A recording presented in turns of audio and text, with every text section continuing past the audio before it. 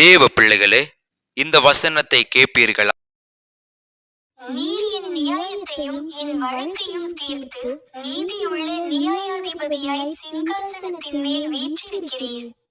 ஜாதிகளை கடிந்து கொண்டு துன்மார்க்கரை அழித்து அவர்கள் நாமத்தை என்றென்றைக்கும் இல்லாதபடி குலைத்து போட்டீர்.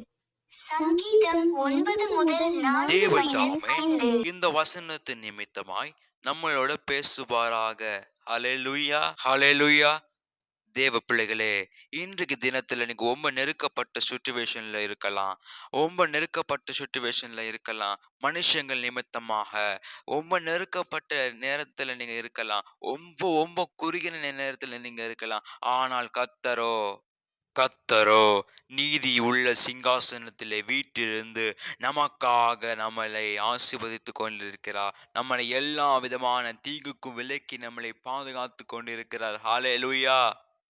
அதாவது உங்களை கஷ்டப்படுத்துற, உங்களை நெருக்கமா வைக்கிற ஒருத்தங்க யாரோ அவங்கள தேவன் என்ன செய்ய போறாராம்? குலைத்து போட போறாராம். அவங்களுடைய நாமத்தை அழித்து போட போறாராம். அவங்களுடைய பேரை அவங்க இல்லாம ஆக்க போறாராம் தேவன். ஹல்லேலூயா. தேவ பிள்ளைகளே, நமக்கு விரோதமாய் எழும்புகிற யாவரையும் தேவன் அடக்கி போட போகிறார். தேவன் நம்மளோடு இருந்து நமக்காக யுத்தங்களை செய்ய போகிறார். தேவ பிள்ளைகளே, இந்த வார்த்தை நிமித்தமா தேவன் நமக்கு வெளிப்படுத்துகிற விஷயங்கள் நிறைவேறட்டும். தேவன் தாமே நம்மளை ஆசீர்வதிப்பாராக. ஆமேன், ஆமேன், ஆமேன்.